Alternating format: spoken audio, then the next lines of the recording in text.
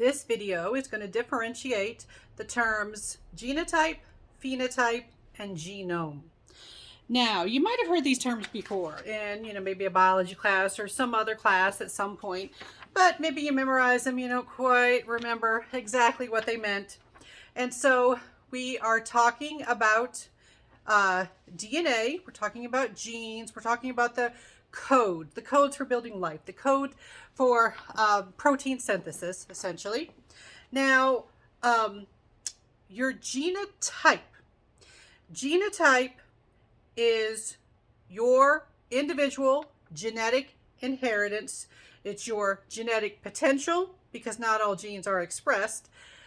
It's your genetic inheritance, and very importantly, it's unique for each organism. Even monozygotic or identical twins can have slight little differences in their genotype. Now, this is the part of the genetic code that you carry that can have individual differences, that can differentiate one member of a species from another. All right, that is different than the genome.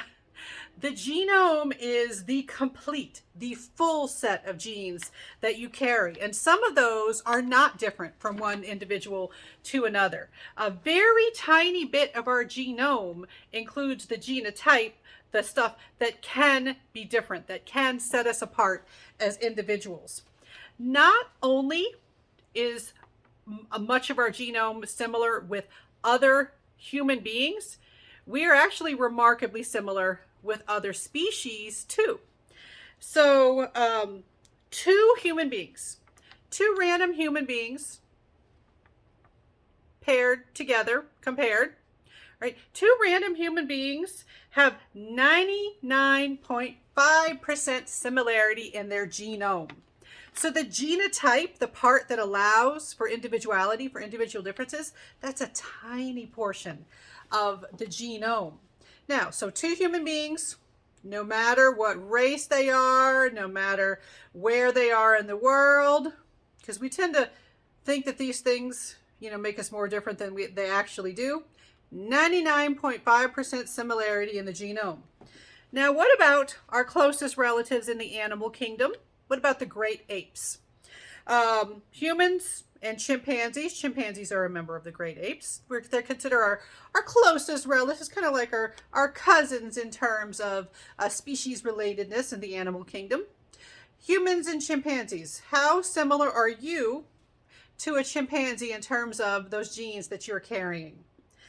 98% similarity in the genome. When I teach live classes and I have students guess, they always go too low, way too low. They go, they're always like less than 90%. It's really, really high. The genes that say build human, the genes that say build chimpanzee, they are remarkably similar. What about every other mammal?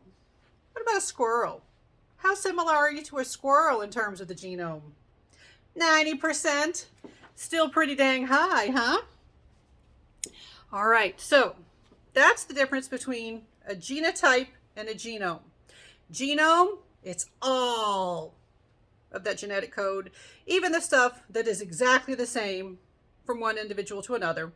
The genotype, it's your genetic potential, and it's unique to each individual. What the heck is a phenotype? A phenotype is the actual expression of your genetic potential, your genetic code, because you can carry genes and not express for whatever they may code for. So phenotype is observable. Phenotype can include physical characteristics, it can include behavior, it can include things like disorders. So your phenotype includes observable characteristics. Observable characteristics that can be a reflection of genetic influence, genetic potential. So you can have identical twins, monozygotic twins. All right. They are almost exactly identical in their genotype. Not quite, almost. Their phenotype can still be different. They can still exhibit some different characteristics. One might be slightly taller because even though they have very similar genetic genetic influence, genetic potential. There may have been environmental differences that influenced whether they actually expressed that genetic potential. You also have things like dominant and recessive genes, or dominant and recessive alleles. Alleles is a specific copy of a gene. And we'll go over this as a separate topic in my classes anyway, and you might have learned this in other classes. But sometimes you can carry a gene, but you don't necessarily express it unless you carry 2 copies, 2 alleles for that gene. Other times you just need 1 copy, one from one of the gametes, from one of your biological parents, to express a particular gene, a genetic potential in the phenotype. All right, so genotype is code.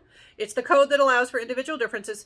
Phenotype is expression of that code. And then the genome, it's the full code, including the stuff that other individuals share too.